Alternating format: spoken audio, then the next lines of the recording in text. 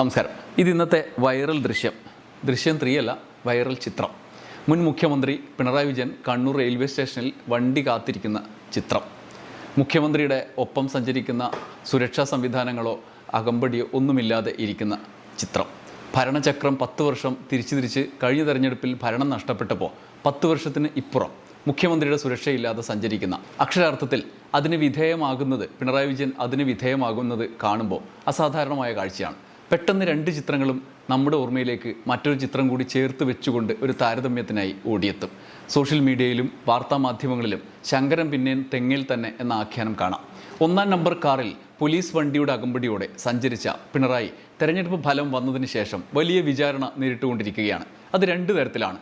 ഒന്ന്, ആരോഗ്യകരമായ വിമർശനമായി പാർട്ടിയിലും പുറത്തും മാധ്യമങ്ങളിലും ഒക്കെ നടക്കുന്ന എന്തുകൊണ്ട് തോറ്റു എന്നതടക്കമുള്ള ചർച്ചകൾ, വിമർശനങ്ങൾ. രണ്ടാമത്തേത്, അയാളെ തീർക്കാൻ കഴിഞ്ഞ 10 വർഷക്കാലം കലിയടക്കാനാകാതെ ഉള്ളിൽ ഫ്രസ്ട്രേഷനുമായി കൊണ്ടു നടന്ന, രാവും പകലും നടന്ന കൊട്ടേഷൻ സംഘങ്ങളുടെ സമ്പൂർണ്ണമായി അവസാനിപ്പിക്കാനുള്ള പ്രത്യേക പരിപാടി. ആദ്യത്തേത് അനിവാര്യമാണ്, അവർക്ക് മുന്നോട്ട് പോകാൻ, സമൂഹത്തിനും ഗുണകരമായ നിലയിൽ മുന്നോട്ട് പോകാൻ ആവശ്യവുമാണ്. പ്രത്യേകിച്ച് പരാജയം നേരിട്ടിരിക്കുന്ന ഒരാൾക്ക് സ്വാഭാവികമായി അതിനെ നേരിടുക എന്നുള്ളത് ഉത്തരവാദിത്തമാണ്. എന്നാൽ രണ്ടാമത്തേതാണ് രസകരം. ഈ ചിത്രം ഈ രണ്ടാമത്തെ കാര്യത്തിൻ്റെ തുടർച്ചയാണ്. ചിത്രം കാണും മുമ്പ് രാജിവെച്ച് ഒഴിഞ്ഞ് തൊട്ടടുത്ത ദിവസം ചിന്തയുടെ ഫ്ലാറ്റിലേക്കും വാടക വീട്ടിലേക്കും മാറിയപ്പോൾ ഉണ്ടായ വാർത്തകൾ കൂടി നമ്മൾ ചേർത്ത് വായിക്കണം. ആദ്യം വന്നത് ചിന്തയുടെ ഇടുങ്ങിയ 2 മുറി ഫ്ലാറ്റിലേക്ക് മാറുന്നു എന്ന മാധ്യമ വിചാരണ ആണ്. രണ്ടാമത്തേത് വാടക വീട്ടിലേക്ക് മാറി, ഇത്രയും കാലം ക്ലിഫ് ഹൗസിലൊക്കെ താമസിച്ചിട്ട് ഇപ്പോൾ ഇത് വാടക വീട്ടിലേക്ക് മാറി എന്നതാണ്. അപ്പോൾ രണ്ടും ഈ വാർത്തയൊക്കെ കണ്ടപ്പോൾ, ഇപ്പോഴീ ചിത്രം കണ്ടപ്പോഴും ഞാൻ ഓർത്തത് വേറൊരു കാര്യമാണ്. കഴിഞ്ഞ 10 വർഷം നമ്മുടെ മാധ്യമങ്ങളിലടക്കം, സാമൂഹ്യ മാധ്യമങ്ങളിലും ചർച്ചകളിലും പ്രതിപക്ഷ ഭാഗത്തു നിന്നൊക്കെ പറഞ്ഞുകൊണ്ടിരിക്കുന്ന ചില കാര്യങ്ങളാണ്.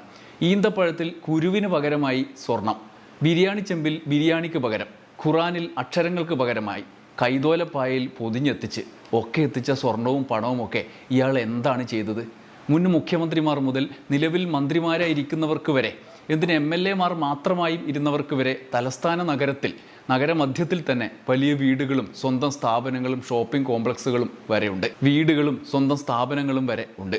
ബിനാമി പേരിൽ പോലുമല്ല, മാറി മാറി മത്സരിക്കുന്ന മണ്ഡലങ്ങളിലൊക്കെ വീടെടുത്ത് വെക്കുന്നവരുമുണ്ട്. അങ്ങനെ 4ഉം 5ഉം വീടുകളും ഷോപ്പിംഗ് കോംപ്ലക്സുകളും ഉള്ള ജനപ്രതിനിധികൾ വരെ ഈ സഭയിൽ, ഈ പുതിയ സഭയിലടക്കം ഉണ്ട്.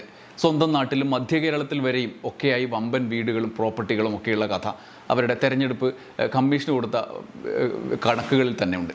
ഈ ചിത്രവും വാടക വീട് വാർത്തകളും ഒക്കെ കാണുമ്പോൾ പിണറായിക്ക് അതുപോലും ഇല്ല എന്നാണ് നമുക്ക് മനസ്സിലാക്കാൻ കഴിയുക.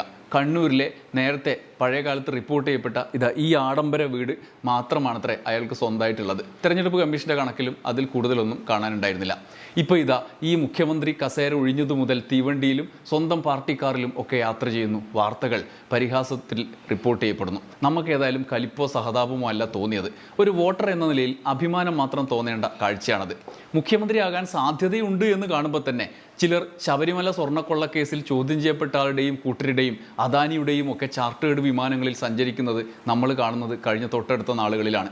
അവരുടെ യാത്ര കാണുമ്പോൾ വിമാനത്തിന് എന്താ പോക എന്ന് പറഞ്ഞ് 8 മണി ചർച്ചയും എഡിറ്റോറിയൽ ലേഖനങ്ങളും എഴുതുന്നതും കാണുന്നു. അതിനിടയിൽ കാട്ടുകൊള്ള നടത്തി എന്ന് ഇത്രയും കാലം പറഞ്ഞുകൊണ്ടിരുന്ന മുൻ മുഖ്യമന്ത്രിക്ക് ആകെ തീവണ്ടിയിൽ MLA-യുടെ പാസ് ഉപയോഗിച്ചുള്ള യാത്രാ സംവിധാനമേ ആശ്രയിക്കാനുള്ളൂ എന്നാണ് മനസ്സിലുണ്ടായ ചോദ്യം. ഇപ്പോൾ തന്നെ നോക്കൂ, ഇങ്ങനെ പ്ലാറ്റ്ഫോമിൽ കാത്തിരിക്കുന്ന ഈ പിണറായി വിജയനെക്കുറിച്ച് തോറ്റു തുന്നം പാടി തീവണ്ടിയിലും പാർട്ടിക്കാറിലും സഞ്ചരിക്കുമ്പോഴും ഉണ്ണി ബാലകൃഷ്ണനും ഏഷ്യാനെറ്റ് ന്യൂസും ഒക്കെ ചർച്ച ചെയ്യുന്നത് നോക്കൂ. സമ്പന്നരുടെ തോഴൻ എന്ന വമ്പൻ തലക്കെട്ടിട്ടാണ്. അടിയോടടിയാണ്. കാട്ടുകൊള്ളക്കാരനും സമ്പന്നരുടെ തോഴനുമൊക്കെയായി ഡെയിലി അന്തിച്ചർച്ചയിൽ സർജറിക്ക് വിധേയനായ അയാളെ തപ്പിപ്പോകുമ്പോൾ അയാളത് റെയിൽവേ സ്റ്റേഷനിലെ പ്ലാറ്റ്ഫോമിൽ ഇരിക്കുന്നു. ഇതേസമയം അദാനിയുടെ ചാർട്ടേഡ് വിമാനത്തിൽ പോയി ശബരിമല സ്വർണ്ണക്കൊള്ളക്കേസിലെ നിയുക്ത പ്രതിയുമൊത്തിച്ച് കൂട്ടുപ്രതികൾക്കൊപ്പം സഞ്ചരിക്കുന്നയാളുടെ പൂക്കി ലെവലിനെ പറ്റി താമ്രപത്രം രചിക്കുകയും ചെയ്യുന്നു. റെയിൽവേ സ്റ്റേഷനിൽ തൻ്റെ വണ്ടിക്ക് കാത്തിരിക്കുന്ന മുൻ മുഖ്യമന്ത്രി എന്നത് അയാൾക്കും ജനാധിപത്യത്തിൽ വിശ്വസിക്കുന്നവർക്കും അന്തസ്സാകേണ്ടതല്ലേ?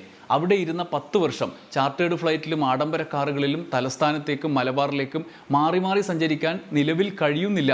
അയാൾക്കെല്ലാം നഷ്ടപ്പെട്ടു, ഇപ്പോൾ അതുപോലെയൊന്നും പറ്റുന്നില്ല എന്നല്ലേ ഈ ചിത്രവാർത്തകളിൽ നിന്ന് റിപ്പോർട്ടർമാർ അറിയിക്കുന്നത്. അങ്ങനെയുള്ളവരെ ഭരണത്തിലേറ്റിയതിൽ വോട്ടർമാർ അഭിമാനിക്കുകയല്ലേ ചെയ്യുക? എന്നാൽ ഇത് അങ്ങനെയുള്ള പരിപാടി അല്ലത്രേ. ഇതുപോലൊക്കെ മാത്രം സഞ്ചരിക്കാൻ യോഗ്യനായ കോരൻ്റെ മകൻ മുഖ്യമന്ത്രി കസേരയിൽ കയറിയിരുന്നു. അത് കഴിഞ്ഞ് അതിൻ്റെ സൗകര്യത്തിൽ കറുത്ത കാറിൽ യാത്ര ചെയ്തു. വെളുത്ത കാറിൽ മാത്രം യാത്ര ചെയ്ത മുഖ്യമന്ത്രിമാരുടെ നാട്ടിൽ പരമ്പരാഗത വിശുദ്ധി കെടുത്തി, രണ്ടാമതും തെരഞ്ഞെടുക്കപ്പെട്ടു. അങ്ങനെ ഇരിക്കുമ്പോഴതാ അയാൾ വീണ്ടും പഴയ പോലെ അയാൾ ഇങ്ങനെ സഞ്ചരിക്കാൻ മാത്രം യോഗ്യനായവൻ എന്നാണ് ഇപ്പോൾ പറയുന്നത്. അല്ലാതെ മറ്റേ രീതിയിൽ സഞ്ചരിക്കേണ്ട ആളല്ല. ഇനിയിപ്പോൾ വല്ല ഉമ്മൻചാണ്ടിയും റെയിൽവേ സ്റ്റേഷനിൽ ഇരുന്ന് പോകുന്ന ചിത്രമായിരുന്നെങ്കിൽ ഇങ്ങനെയല്ലേ കണ്ടിരുന്നത്? രാഹുൽ ഗാന്ധിയിലും വല്ല ചായക്കടയിലും കയറിയിരുന്നെങ്കിൽ അങ്ങനെയല്ലേ കണ്ടിരുന്നത്? അതൊക്കെ സിംപ്ലിസിറ്റിയിലെ ഫുൾ പേജ് അടിക്കാൻ വാർത്തയ്ക്കുള്ള വകുപ്പാണ്. കാരണം അവരങ്ങനെ സഞ്ചരിക്കാൻ ഉള്ളവരല്ല, അവർ മറ്റു രീതിയിൽ സഞ്ചരിക്കേണ്ട ആളാണ്. അല്ലാത്തവരിങ്ങനെ സഞ്ചരിക്കുമ്പോൾ നമുക്ക് സഹിക്കാൻ പറ്റില്ല. ഇതിപ്പോൾ ഇതിന് യോജിച്ചല്ല. അതുകൊണ്ട് ശങ്കരൻ പിന്നേൽ തെങ്ങേൽ തന്നെ എന്നതാണ് കഥ. എന്തായാലും തീവണ്ടിയിൽ യാത്ര ചെയ്യുക, വാടക വീട്ടിൽ താമസിക്കുക എന്നെല്ലാം പറഞ്ഞാൽ ഒരു കുറവ് മാത്രമാണ് നമുക്ക് തോന്നുക. ഇക്കണ്ട കുറേ മാധ്യമങ്ങൾ ഇത്രയും കാലം പറഞ്ഞ കൊള്ള നടത്തിയ സമ്പത്തൊന്നും കാണുന്നില്ലല്ലോ എന്ന കുറവ്. ഈ പിണറായി എവിടെ കൊണ്ട് ഒളിപ്പിച്ചു കാണും? മുഖ്യമന്ത്രി സ്ഥാനം വിടുമ്പോൾ അതൊക്കെ എവിടെ പോയി? അതുകൂടി കണ്ടെത്തി പറഞ്ഞാൽ നമുക്കൊരു സമാധാനം കിട്ടും. എന്തായാലും ഈ യാത്ര എനിക്കിഷ്ടപ്പെട്ടു. നമ്മൾ ജനാധിപത്യത്തിൽ വോട്ട് ചെയ്ത് ഭരണത്തിലേറ്റിയവർ അവരെ ഏൽപ്പിച്ച ജോലി കഴിയുമ്പോൾ അതുവരെയുള്ള പ്രിവിലേജ് ഇല്ലാതെ തന്നെയാണ് രാഷ്ട്രീയ പ്രവർത്തനവും സ്വകാര്യ ജീവിതവും നയിക്കേണ്ടത്. അതിന് പകരം അപ്പോൾ വളഞ്ഞ വഴിയിൽ സമ്പാദിച്ചതോ ഇനി സമ്പാദിക്കാനിരിക്കുന്നതോ ആയ സാധ്യതകളിൽ ഊഞ്ഞാലാടി ആഡംബരത്തിൽ പോവുകയല്ല വേണ്ടത്. ഈ ചിത്രത്തിൽ അത് ശരിയായി തന്നെ വന്നിട്ടുണ്ട്. ഇനി നമുക്കറിയാത്ത കഥകൾ, അറിയാത്ത കാര്യങ്ങൾ അതിൻ്റെ പിന്നിലുണ്ടോ എന്ന് എന്തായാലും നമുക്ക് അറിയില്ലല്ലോ.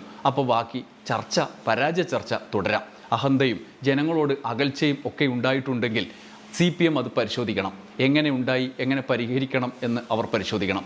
പിണറായി നേതാവെന്ന നിലയിൽ പാർട്ടിയോടൊപ്പം തിരുത്തണം. അല്ലാതെ ഇമാതിരി ഓർഗാസത്തിൽ ചുറ്റുപാട് നിന്ന് സംഭവിക്കുന്ന കാര്യങ്ങൾ അതിൻ്റെ വഴിക്ക് നടക്കട്ടെ. നന്ദി, നമസ്കാരം.